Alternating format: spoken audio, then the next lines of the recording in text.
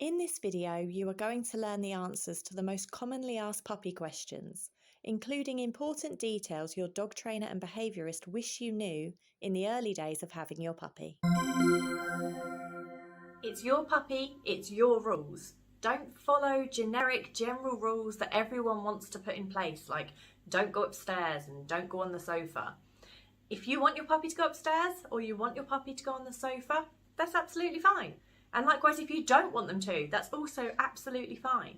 You need to have a chat with everyone in your household and work out the rules. So work out what you're happy for your puppy to do and what you're not happy for your puppy to do. And then everybody needs to be consistent with those rules. Hi, I'm Ellie. I'm a dog behaviour specialist from Essex. The goal of this channel is to give you as much dog training and behaviour advice as possible. If you like what you see and you want to learn more, it's completely free to subscribe to my channel. Let's get back to the video. Even if it wasn't really their choice, as long as everyone is on the same page, then the puppy will learn and they will be able to be consistent in understanding what it is that you want. You can't have someone sometimes allowing something and sometimes not. That isn't fair, and they're not likely to learn that too quickly either. Likewise, when visitors come over, you need to make sure that they're also abiding by your rules and following the rules for the puppy. And if they're not, and you know that they're really not going to, or they're not going to listen to you, then you need to put management in place to make sure that the puppy is not learning the bad habits. So practice makes perfect, and anything the puppy is practicing will be getting stronger, regardless of whether or not you like it. On that note, if you want your puppy to be well-mannered when people come over, or you want your puppy to be nice and calm, then you need to teach that calmness. You need to teach them what you want them to do. So again, have a think about what you would like your puppy to do in a certain situation. Maybe it's laying on a bed, maybe it's standing in the kitchen. It might be just keeping 4 feet on the floor. Think about what you want them to do and then reinforce the heck out of that. Teach that as much as you possibly can. Don't focus on what you don't want them to do, and don't just hold them back and hope for the best, because that's not going to work and that is not training. You need to teach what it is you want your puppy to do. Now, words aren't particularly relevant. Anything that you say, you could say banana and that could mean sit or lay down. So the word itself is just what it means to the puppy. What have they heard this in which context, and what does it mean for them? So chances are, if you think your puppy knows certain words, they may not. Say the word once and see what your puppy does. That is what your puppy believes that word means, or your adult dog. That is what they believe it means. You need to teach what each word means and what you want them to do when they hear that word. To build confidence in situations first, and then build social skills, and then put in the training. All too often people do the training first, and that's a bit backwards. What you want to make sure is that your puppy has confidence in all the environments and the situations that are going to be relevant to them in their world and in your world. Your puppy's going to be with you for a very long time, hopefully. So think about over the next, say, 15 years, what is going to be relevant to them and where you're going to need them to be confident. So that's going to be your house, the garden, front garden, the car, perhaps a crate in a car, that might be relevant to you, going to the vets, groomers, so lots and lots of puppies, certainly like your cockapoo types, your spaniel types, your poodle types, your bichon types, lots and lots of them need to have very regular grooming. So that means that the groomers has got to be a place where they have confidence and that they feel safe and secure there, and it's completely normal for them. So think about going to maybe friends and family's houses. That's going to be relevant to you. Having people coming in and out of your home. That could be incredibly relevant if you have particularly if you have a guarding breed. So your German Shepherds, your Rottie types, they need to be completely relaxed with people coming in and out of the home and it being a normal everyday thing. So think about putting in confidence in situations first and then building in social skills. Now, social skills don't have to be right up close. So this doesn't mean that once your puppy is confident in a location that you then start rushing over to see people and dogs, or perhaps you know this person or this dog, so therefore you're comfortable being next to them. Your puppy still needs to develop their social skill confidence slowly and at their own pace. Now, every puppy is very, very different, and if you rush it or go at maybe a different puppy's pace or your previous dog's pace for things, then that's not going to help your puppy you have today.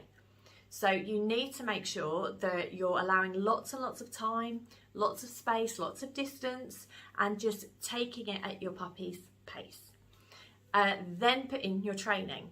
No social skills are being created or built upon if your puppy is training and doing a sit and looking at you, or doing heel walking and looking at you. Now, whilst these are great things to have, they're not helpful for building social skills, and they're not helpful for building confidence in an area either. What they do is build focus in you and build your dog's training ability and their attention span of working with you, which is a brilliant thing, but it can come afterwards. It can be taught at any age. It does not need to be put in immediately. And the thing that most dog owners who have behavioural struggles with their dog, the thing they wish that they had the opportunity perhaps to do, or the knowledge to do earlier on, is actually building in social skills and confidence in the environment. Is to make sure your puppy is getting lots and lots of sleep and lots of rest. Now, that's two separate things there. Resting is just being able to relax in different environments and different situations, and just to chill out. That's really important. Sleep is equally as important, to make sure your puppy is learning all of the new things that they're taking in the world. They're absorbing information whilst they're asleep, and they're growing in their sleep. Now, not many people are aware, but puppies need to sleep for between 16 and 20 hours a day, preferably further towards the 20 hours a day. Now, that may seem crazy to you if you have a nutty puppy who's always on the go, but quite often puppies are actually on the go all the time, and they're very overbitey and they've got a short attention span because they're overtired. Think of them like a ratty, overtired toddler. They need sleep and they need lots and lots of rest. So sleep breeds sleep. The more sleep they have and more rest they have, the more they will want to rest and want to sleep, and it will become a nice cycle for them. The less sleep they have and the less downtime they have, the more wired they are. And that can lead to other struggles and can be really, really difficult to live with. So if you've got an overbitey, over snappy, wound up, short attention span puppy, try rest and sleep first. Dogs need good role models. They learn from each other and they learn from us.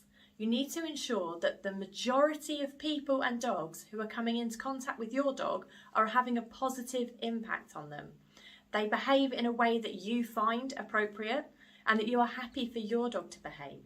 For example, if you're walking with your friend because your friend has a dog, that's great.